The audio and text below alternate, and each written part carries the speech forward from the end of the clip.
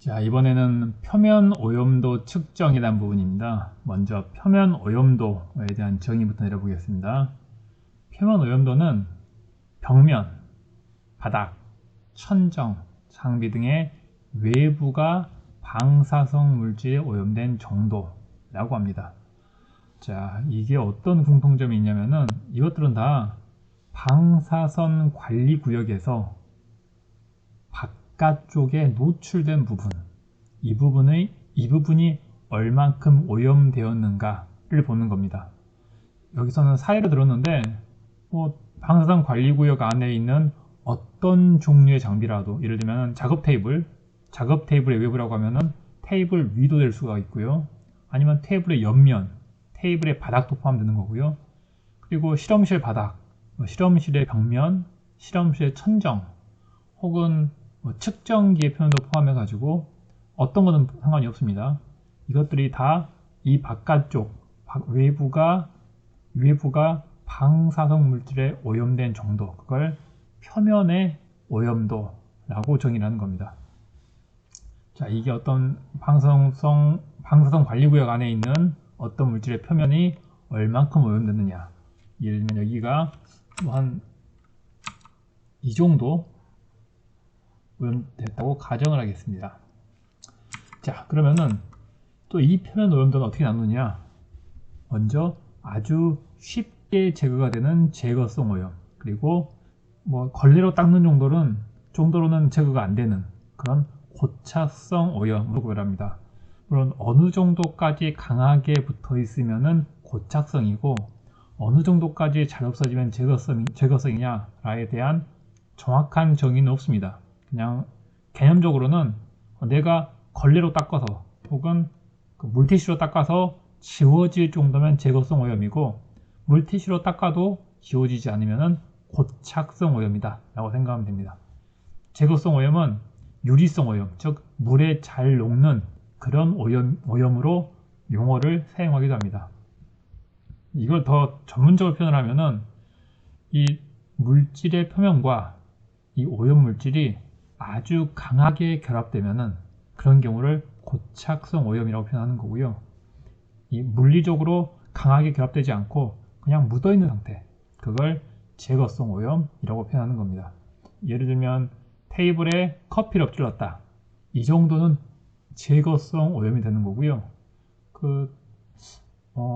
테이블에 녹이 슬어서 아주 까맣게 닦아지지 않는다, 이런 것은 고착성 오염이라고 생각하면 되겠죠. 물론 이건 한 예이고 진짜로 녹슨 게 고착성 오염이다 라고 생각하면 안 됩니다. 이건 고착성 오염과 제거성 오염을 쉽게 구별하기 위해, 개념적으로 쉽게 이해하기 위해 예를 든 겁니다. 자, 그럼 이제 이렇게 오염된 이 오염을 어떻게 측정할까? 측정 방법입니다.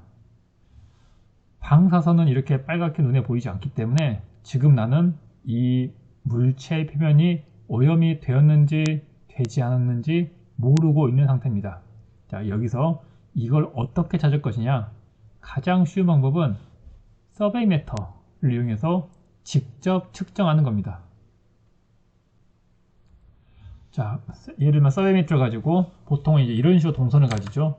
이렇게 움직이고 이렇게 움직이고 이렇게 움직이다가 여기서 띠디디디 울리면은 띠디디디 울리다가 조용해지고, 다시 띠디디디 울리다가 조용해지고, 이렇게 함으로써 이쪽 구역이 오염됐구나 라고 예측을 하는 겁니다. 이렇게 서베이 메터를 이용해서 직접 측정하는 것을 직접 측정법.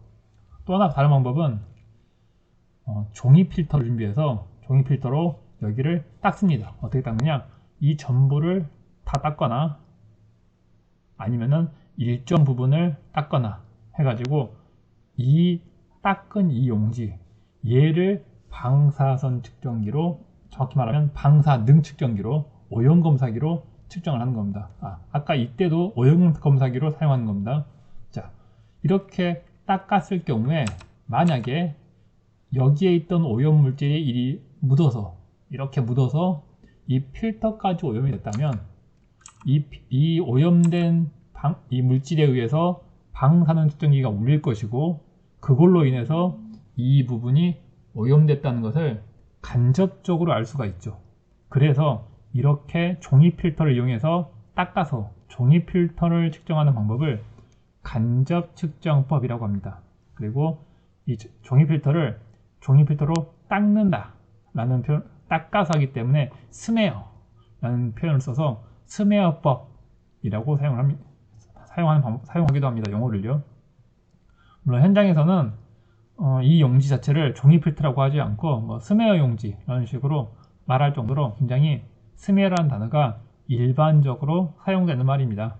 일단 책에서는 직접 측정법과 간접 측정법으로 구별합니다. 그리고 이 두 가지 측정 방법 모두 방사능 측정기를 사용합니다. 방사능 측정기는 방사선 측정기와 구별한다고 했습니다. 방사선 측정기는 서베이미터라고 불리고 방사능 측정기는 오염검사기입니다. 방사능 측정기가 법적 용어이고 실제 현장에서 사용하는 용어는 오염검사기입니다. 오염검사기는 이런 측정에 적합하도록 한쪽 면이 넓은 그리고 한쪽 면이 열린 그 오픈 윈도우 혹은 뭐 끝이 열려 있는 엔드 윈도우 그런 형태의 방사능 측정기입니다. 당연히 거의 대부분은 GM인 경우가 대부분이고요. GM과 함께 그 신틸레이터 방식을 겸해서 쓰는 경우도 있습니다. 예를 들면 이렇게 넓은 면적의 GM 튜브를 내장한 계측기를 이렇게 사용해서 손잡이 이렇게 이쪽이 측정 가능하도록 하는 게 1차적인 검출기. 그리고 이 뒤쪽에다가 얇은 신틸레이터를 겹쳐서 붙여가지고 이렇게 방사선이 들어오면은 GM을 통해서도 한번 검출이 되고 뒤에 신틸레이터를 통해서도 한번 검출되고 이런 식으로 여러 가지 방법으로 측정을 하는 겁니다. 이건 뭐 이 검출기 종류에 따라 다르기 때문에 일단 기본적으로는 방사능 측정기를 사용한다 라고 생각하시면 됩니다. 자, 또 표면 오염도를 측정하는데 지금까지는 방사선 관리구역 안에 있는 물질에 대한 물체에 대한 것만 얘기를 했는데 사실은 방사선 관리구역을 돌아다니는 사람 그리고 그 사람이 입고 있는 옷 이거에 대한 외부 방사능 오염 여부 역시 표면 오염도라고 표현을 합니다.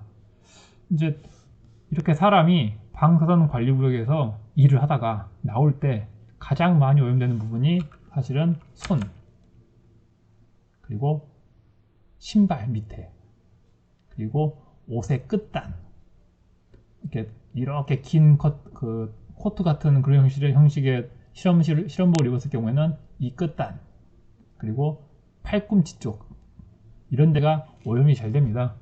그래서 이걸 측정하기 쉽게 특화된 장비가 손발 의복 모니터 이렇게 만들어진 기계가 있고요.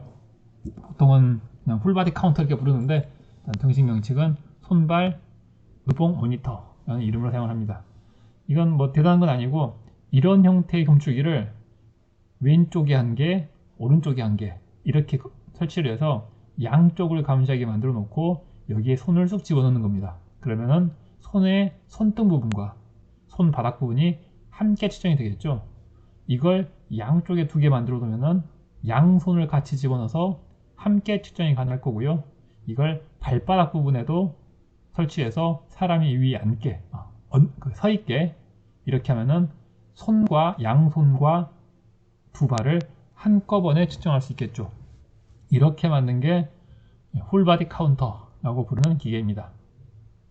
뭐 여기에 또 더하기 플러스 알파로 이렇게 오염검사기 하나를 더 붙여가지고 필요할 때 옷도 측정할 수 있도록 이렇게 만드는 게 바로 이 장비입니다. 손발 의복 모니터. 결국 이 방사능 측정기를 하나, 둘, 셋, 넷, 다섯, 여섯, 일곱 개 붙여놓은 장비입니다. 물론 이제 이게 없는 경우도 있고 이게 없는 경우도 있고 뭐 이것만 나온 제품도 있고 뭐 옵션에 따라 여러 가지 제품이 있긴 하지만 기본적으로 이런 원리를 사용해서 이 손이나 발 그리고 인체 외부 혹은 의복의 오염도를 빠르게 측정할 수 있도록 만든 장비가 손발 의복 모니터입니다. 자, 이 방사능 측정기, 이 오염 검사기는 어떤 원리로 측정하는지 봐보겠습니다. 측정 원리. 모든 방사선 검출기는 다 방사선과 물질이 서로 상호작용하는 결과가 나타난 것을 측정하는 방법으로 방사선을 검출합니다. 역시 이 방사선이 검출기라는 물질과 상호작용해서 이 검출기는 전류를 생성합니다. 그리고 이 전류 값을 측정해서 방사능이 있는지 없는지 확인을 하는 거죠. 당연히 이렇게 검출기의 표면적이 넓을수록 효율이 좋습니다. 여기서 검출기의 표면적이라고 하는 것은 방사선이 들어올 수 있는 면적, 이 부분이 넓을수록 효율이 좋다는 겁니다. 당연한 거죠. 그리고 이 부분이 넓어야지 방사선이 한꺼번에 많이 들어올 거고, 많이 들어와야 출력 신호가 큰 신호가 나올 겁니다. 그러니 효율이 좋다. 이렇게 나온 전류는 그냥 측정하기에는 너무 약하니까 증폭을 합니다. 이건 모든 방사선 계측기의 공통점입니다. 이렇게 전류를 증폭해서 개수를 센다 라는 겁니다. 계산기 할 때 개자하고 셈 숫자 한문입니다. 자, 이렇게 나온 전류를 개수를 한 다음에 이 개수를 가지고 방사선이 몇 개 들어왔다 라고 추측을 하는 겁니다. 그런데 아무리 이 방사선 계측기도 기계인지라 오래되면은 이 효율이 바뀔 수밖에 없습니다. 그래서 1년에 한번 교정을 합니다. 교정을 한 다음에 실제 방사선의 개수와 출력된 개수, 이게 얼만큼 차이가 나는지 계산을 해가지고 이 교정기관에서 교정상수라는 것을 제시해 줍니다. 이 교정상수는 뭐냐? 측정값에 이 교정상수를 곱하면은 이 진짜 방사능, 즉 참값이 나오는 숫자입니다. 예를 들면 원래 여기에 10개의 방사선이 들어갔는데 실제 측정은 5개밖에 안 됐습니다. 그러면은 여기 이 측정값 10에다가 곱하기 2를 해줘야 측정값 이거네요. 이 측정값 5에 곱하기 2를 해줘야 실제 값 10이 나오겠죠. 그러면은 이 곱하기 2라는 이 숫자가 교정상수인 겁니다. 자, 이렇게 사용자가 편하도록 제시해주는 숫자, 교정상수입니다.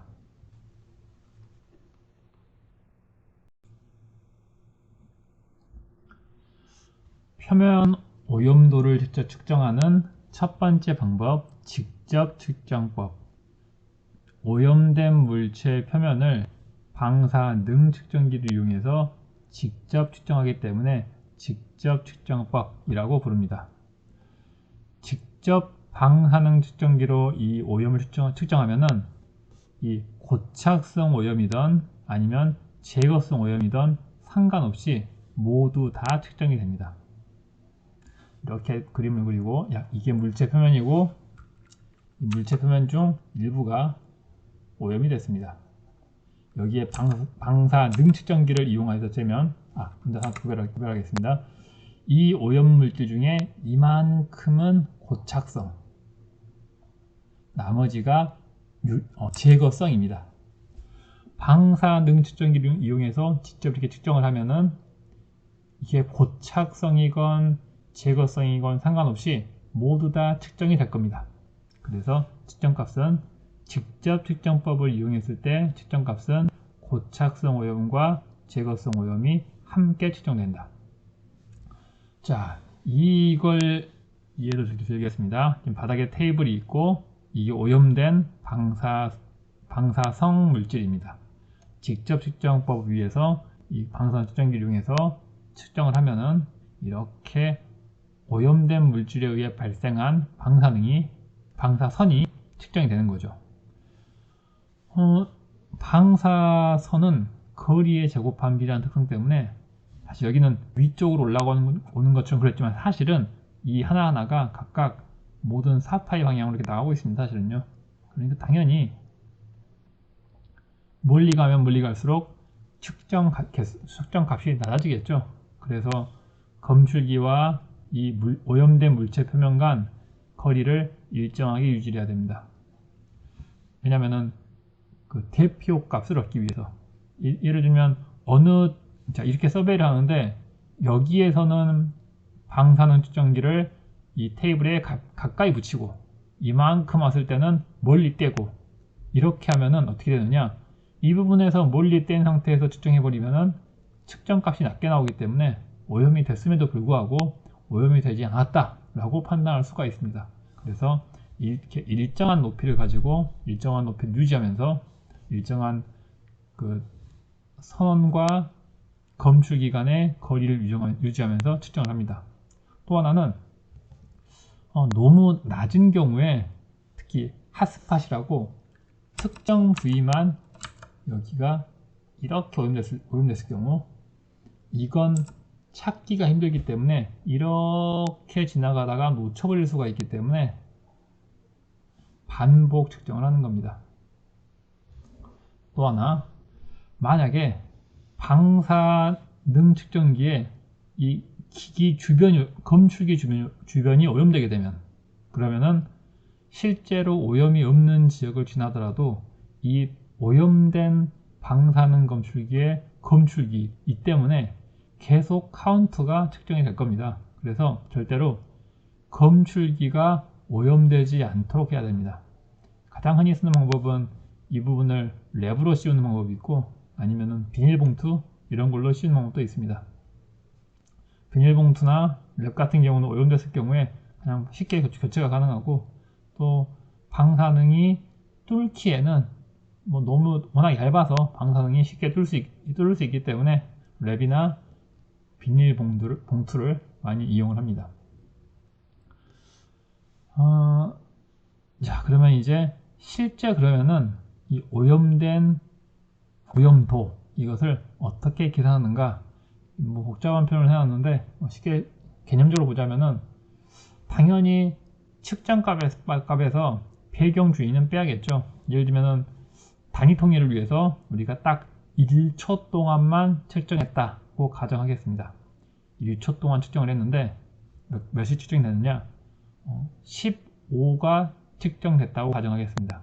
그런데 방사능 물질이 없는 상황에서도 항상 원래 1초에 5는 측정이 된다고 합시다. 그러면 결국 이 원래 자연방사선 5가 있는 상태이고 이번 측정에서 15가 측정됐으니 이 오염에 의한 카운터는 결국 15에서 5를 뺀 10에 불과합니다. 그걸 이렇게 표현한 겁니다. 측정값을 그냥 사용하는 게 아니라 이 백그라운드를 빼서 사용한다. 자, 그리고 똑같이 오염이 됐다 하더라도 검출기 면적이 1cm 곱하기 1cm인 검출기를 사용하는 것과 1cm 곱하기 2cm 검출기를 사용했을 때는 측정값이 다를 겁니다.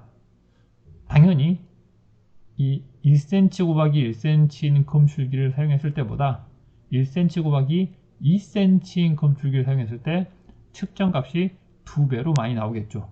그래서 이 검출기의 면적이 이 오염된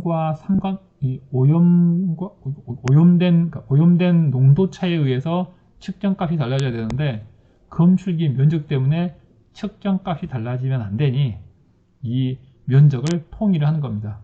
검출기 면적이 몇이건 상관없이 1cm/1cm에서 측정된 값만 사용하자라는 겁니다. 그럼 어떻게 하면 되느냐? 1cm 곱하기 1cm 검출기를 사용했을 때는 그 값을 그대로 사용하면 되지만, 만약에 얘가 이 면적이 2cm 곱하기 2cm 검출기를 사용했다 라고 하면은 처음에 1cm 곱하기 1cm보다 4배가 큰 값이겠죠. 그러면 4로 나눠주면 됩니다. 그러면은 이 1cm 곱하기 1cm, 즉 한 칸짜리 검출기를 사용했을 때랑 4칸짜리 검출기를 사용했을 때랑 4칸짜리 검출기를 사용했을 때 측정된 값을 4로 나눠버리면 결국 똑같은 값이 되겠죠.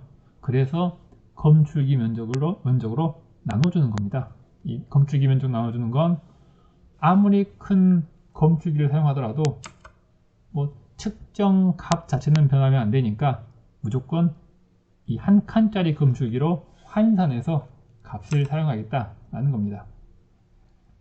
자, 이렇게 하면은 정말 내가 원하는 한 칸짜리 검출기를 사용했을 때 측정값, 그것도 자연방사선 값을 뺀 그 값이 이게 되는 겁니다. 자, 그런데 아까 앞전에 설명했듯이 이 검출기가 굉장히 효율이 좋아가지고 방사선이 10개가 올라오면은 10개가 딱 측정이 되면 좋은데 사실은 10개가 측정이 안 되고 5개만 측정이 됩니다. 그래서 측정값이 실제 방사선 값과 다르기 때문에 측정값에다가 이 차이, 비율을 곱해줘야지만이 실제 값을 알 수가 있는 거죠. 측정값에다 이 측정 효율을 곱해줘야 참값을 알 수 있는 겁니다. 그리고 이 두 값을 일치시키기 위해 곱해준 이 값을 제가 아까 교정상수라고 얘기를 했죠. 이게 그겁니다. 이게 측정값이고요. 지금까지 설명했던 게 이 한 칸짜리 검출기를 사용했을 때 배경준위를 뺀 측정값입니다. 이 측정값은 이 측정을 통해 알게 된 바로 이 값이고요. 그러면은 정말 진짜 이 값이 얼마인가, 진짜 오염된 방사능이 얼마인가를 알려면 이 교정상수를 곱해줘야 할 수 있겠죠. 그래서 교정상수를 곱해주는 겁니다. 이렇게 만들어진 게 오염도입니다. 자, 다시 한번 정리하면 일단 배경준위, 자연방사선에 의한 배경준위를 줄이기 위해서 배경준위를 빼줬습니다. 그리고 검출기 면적에 따라 카운터가 달라질 테니까 그걸 통일하기 위해서 무조건 한 칸짜리 검출기로 통일을 시켰습니다. 그걸 위해 검출기 면적으로 나눠준 거고요. 다시 측정값을 가지고 실제 값을 알기 위해서, 진짜 방사능을 알기 위해서 교정상수를 곱해줍니다. 이게 오염도를 계산하는 공식입니다. 자, 그러면 이 직접 측정법, 이건 간접 측정법과 비교해서 어떤 장점이 있나는 겁니다. 장점은 고착성 오염을 측정할 수 있다.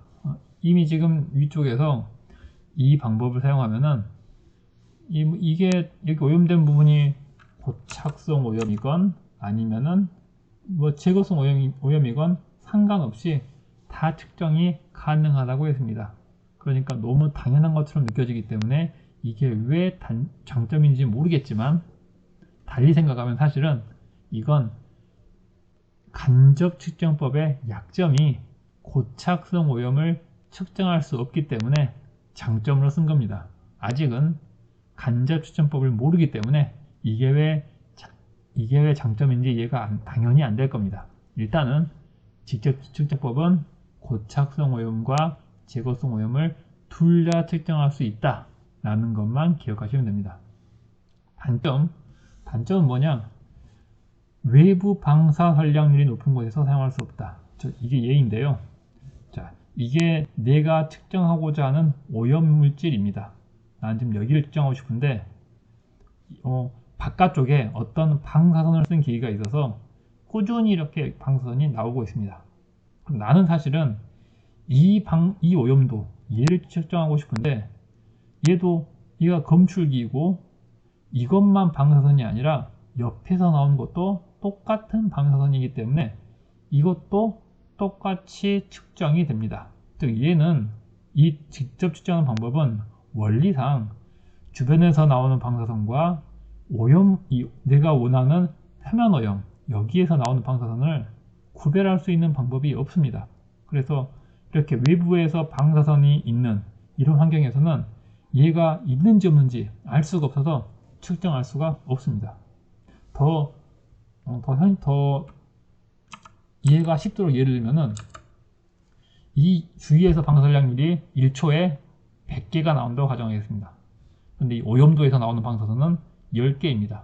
그러면 이 사람이 측정을 했을 때 이 110개가 측정이 될 건데 이 110개가 이거에 의한 이 옆에 나온 방사선에 의한 것인지 이 밑에서 오염에 의한 것인지 구별이 안 되는 거죠. 이래서 외부 선량률이 높은 곳에서는 이 직접 측정법은 사용할 수가 없는 방법입니다.